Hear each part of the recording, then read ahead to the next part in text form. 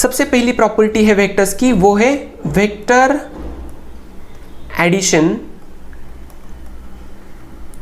Is commutative. P bar plus Q bar, तो इसका exactly मतलब क्या होता है, Q bar plus P bar. इसका मतलब पी बार पहले लिया या तो फिर क्यू बार पहले लिया तो उन दोनों का मीनिंग क्या होगा, सेम ही होगा। इसको कहेंगे हम commutative law of vector addition. वो हमें प्रूव करना है कि वेक्टर एडिशन कम्यूटेटिव होती है या नहीं। ओके, तो कैसे प्रूव कर सकते हैं हम? ये समझो एक वेक्टर है और ये अनदर वेक्टर है। ये मैं क्या करूँगा, एक पैरेललोग्राम कंप्लीट करूँगा। ओके गाइज, यहाँ पे मैंने दो वेक्टर्स लिए हैं, P bar and Q bar, और ये जो है third side of this triangle O A C, इस वजह से ये क्या हुआ, P bar plus Q bar, है मैं राइट? और यहाँ पे आप देख सकते हैं मैंने ये पैरेललोग्राम कंप्लीट कर दिया है, और ये वेक्टर होगा क्यू बार क्योंकि ये साइड और ये साइड इक्वल होती है।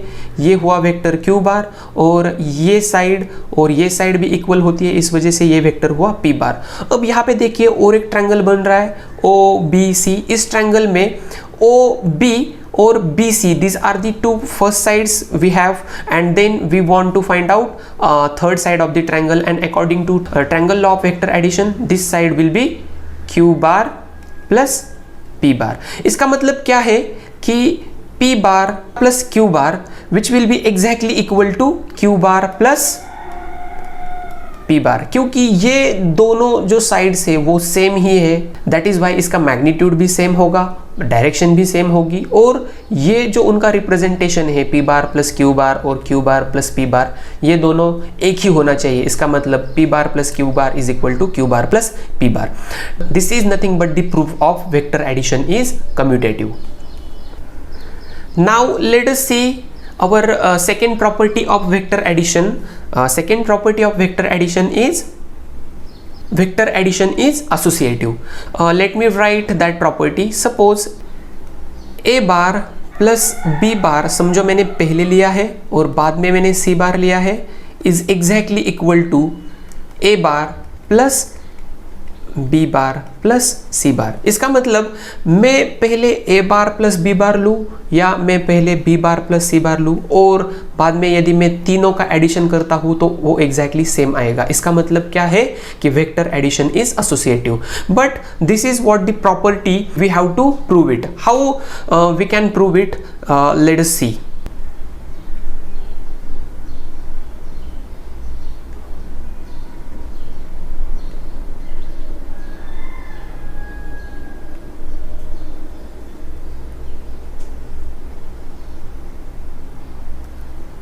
Okay guys, suppose this is the vector a bar, this is the vector b bar, and this is the vector c bar, and suppose this is the resultant vector of it, and let me give points o, p, q and s. Suppose these are the points.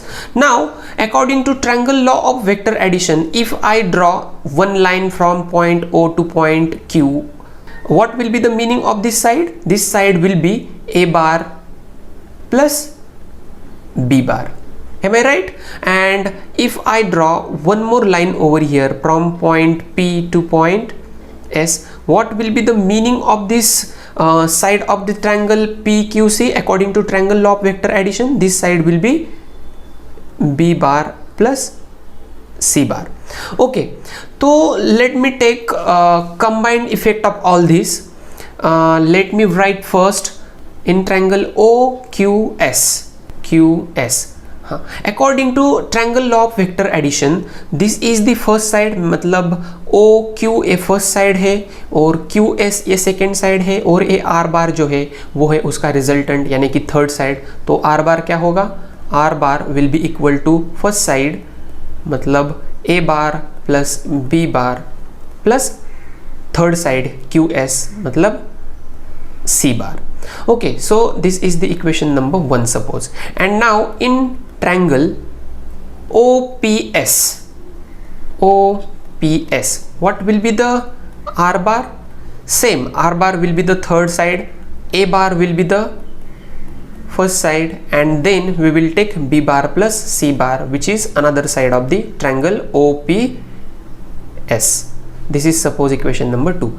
So from equation 1 and 2 we can conclude, as left hand side of equations is same, we can simply say a bar plus b bar plus c bar, nothing but right hand side of first equation equal to right hand side of second equation, equal to a bar plus b bar plus c bar, and which is the proof for associative law of vector addition.